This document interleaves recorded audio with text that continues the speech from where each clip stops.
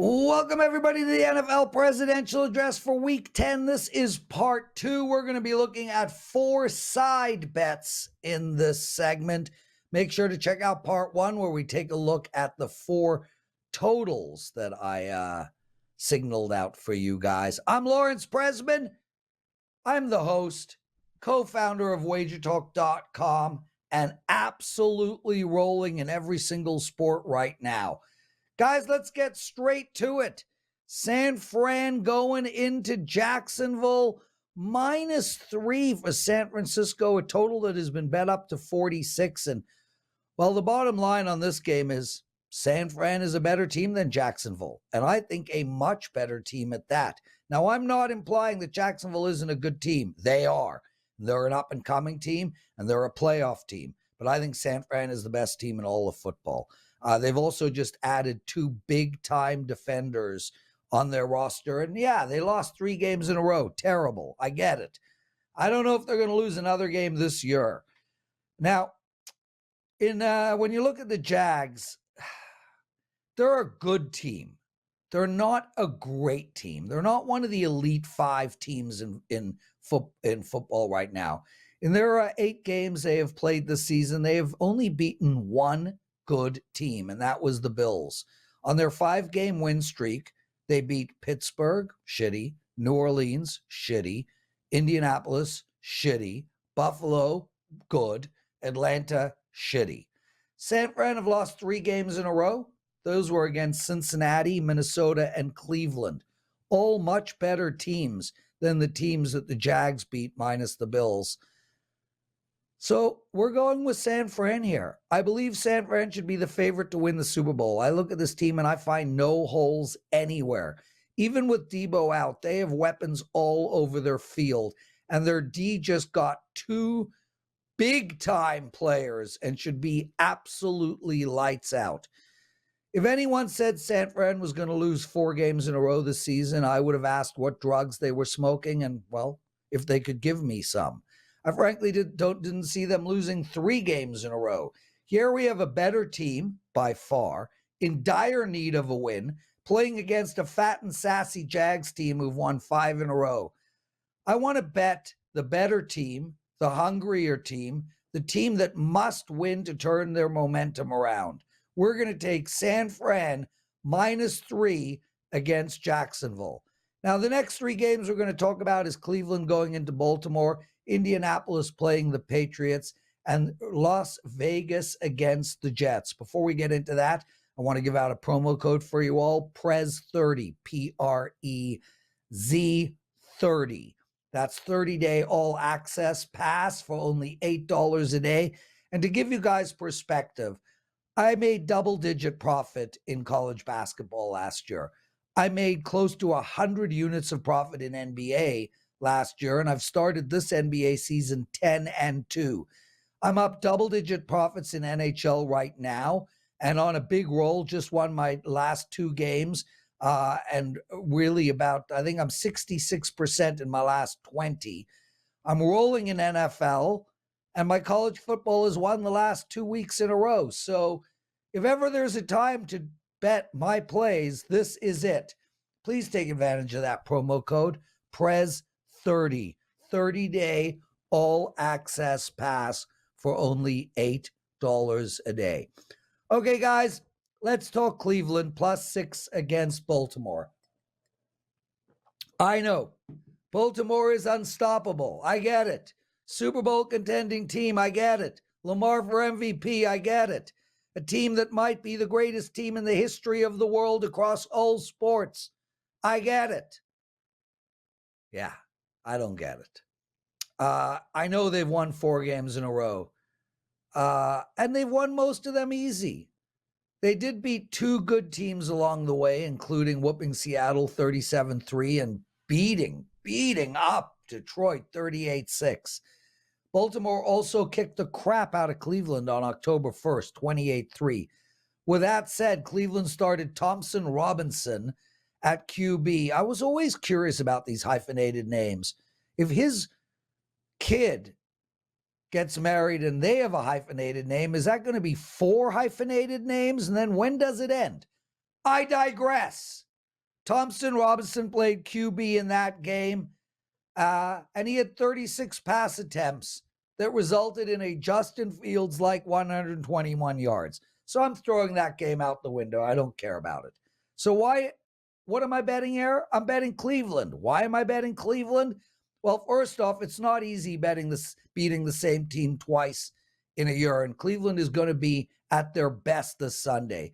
The Browns are right in the thick of things in their division and conference, and if they win this game, are one game behind Baltimore in the standings. Could the Browns win this game? I think they could. I wouldn't be shocked if they won this game. They lost to Baltimore. When they lost to Baltimore, even with Thompson Robinson in, they fumbled the ball once, and their double hyphenated QB threw 3 interceptions. This Browns team is good, really good. And although Watson isn't what he once was, he still put up 213 yards and 2 touchdowns last week against Arizona with 0 interceptions. I know Baltimore has the best D in football in keeping their opponents from scoring, but Cleveland has the 3rd best. I know Baltimore is the 7th best running D in all of football, but Cleveland has the 6th best. I know Baltimore has the 2nd best D in stopping the pass in all of football. Cleveland has the 1st best. I think on a whole, Cleveland has a better defense than Baltimore. Now, this is a division game, guys, between 2 elite teams with elite defenses, and we're getting 6 points. This is a complete overvalue of Baltimore right now. This is way too many points for this spot, and this game should come down to the last drive. I want the better D, who has already lost to Baltimore, who is finally healthy, and who is getting close to a touchdown. We're taking the Browns here, guys, and I really wouldn't be shocked if they won it outright. Take Cleveland plus the 6 against Baltimore. Now we turn our attention to Indianapolis and New England, and this game will be played in Germany. It is a 9:30 a.m. Eastern start, and Indianapolis is -1. We bet Washington last week to beat the Patriots, and while it wasn't a play on Washington, it was a play against New England, and we're going to do it again. Let's start with New England. Like I've been saying all year, this team is total garbage, and there is no light at the end of their tunnel. Offensively, they are the 2nd worst team in football, averaging 15 freaking points per game. Yikes. They're in the bottom half of the league in passing yards, and they are the 5th worst run team in the NFL. This Pats team has scored 17 points or less 7 of their last 8 games. Wow. And they've already gone 2 games in a row with only 1 field goal combined. It just doesn't get much worse than that. Defensively, the Pats are the 7th worst team in points allowed. So not only do they stink on offense, they stink on defense too. Imagine farting and burping at the same time. That's what the New England Patriots are. They're in the bottom half of the league in yards through the air. And really, the only good thing that they have done all year is stop the run. And that isn't even that great. They're only middle of the pack. Indy did not have a good game against the Panthers last week, and we have spoken a lot about this one betting angle that I love. I love betting on teams that played like shit and won the game. And that is exactly where Indy is right now. Indy, regardless of their QB, has scored over 20 points in every single game they have played this year. Think about that. Over 20. The Patriots have scored less than 17 points in 7 of their last 8, and Indy has not had one single game under 20 points all year.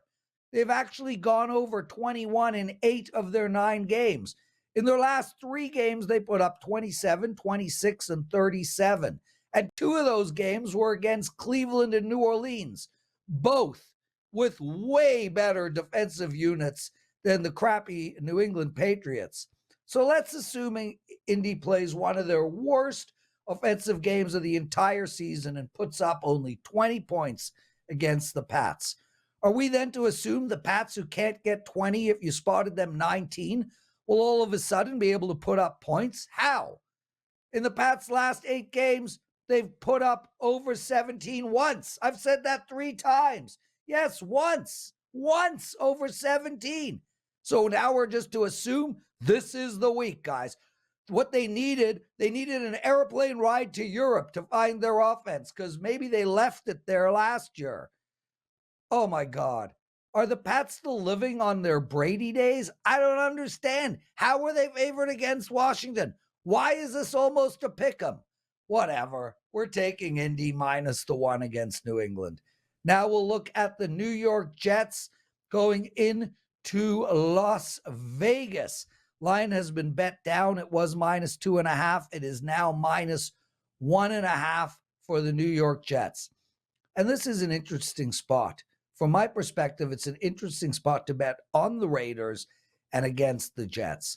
This Jets team, had they have beaten the Chargers, were in a wild card spot halfway through the season. With all their turmoil, they had to have come into that game feeling excited, feeling good about things, feeling good about their chances, and just raring to go. And then what happened? Well, they laid an egg. This Raiders team had to be down on themselves. With Jimmy G signing, going into McDaniel's second year, they were optimistic and excited for the season. Then they stunk bad, and everything changed. Now the old regime is gone, and we saw them play maybe their best game of the year, last game on both sides of the field. They are likely coming into this football game feeling great, feeling excited, chomping at the bit, and they found their mojo. I cannot stress how important emotions are in betting, and it's something I talk about all the time. Emotions are what make sandwich games. It's how double-digit dogs win outright every now and again. Here we have one team that is unhappy and honestly, from my perspective, would just like to see the season end, and another team who is rejuvenated and wants the season to start over again. Now, put emotions aside. And the bottom line is, this Jets offense is a disaster. And honestly, it's not all on Zach Wilson. Wilson isn't great, but if you watch the game against the Chargers, he had no time to throw the ball. Mack and Bosa were all over him all game long. I wonder what Max Crosby and his group of friends are going to be able to do. This Jets offense is a total mess. The Raiders, well, they look good with O'Connell behind center. He was 16 for 25 for 209 yards and didn't make a single mistake all game. They also rushed the ball 34 times for 125 yards and kept the Giants' D guessing all game long. The bottom line here is, give me the dog. I know it's not much of a dog. I know it's only +1, but hey, I think the Vegas wins this game, and I'm betting them. So take Las Vegas +1 against the New York Jets. It's actually +1.5, which is better than +1. Anyway, that's the show, guys. There's no teaser for you all. I couldn't find one to give out. My apologies. Please take advantage of Prez30, the promo code. That's PREZ30. 30-day all access for only $8 a day. Make sure to check out part 1 where we talk about 4 side bets. We included 4 total bets where we talked about Carolina, Chicago, Green Bay, Pittsburgh, Washington, Seattle, and Atlanta and Arizona. Thanks so much for watching, everyone. It's such a pleasure doing this show. Make sure to like the show, like our channel, subscribe to our channel, and leave comments. Thank you again, and we'll see you next week.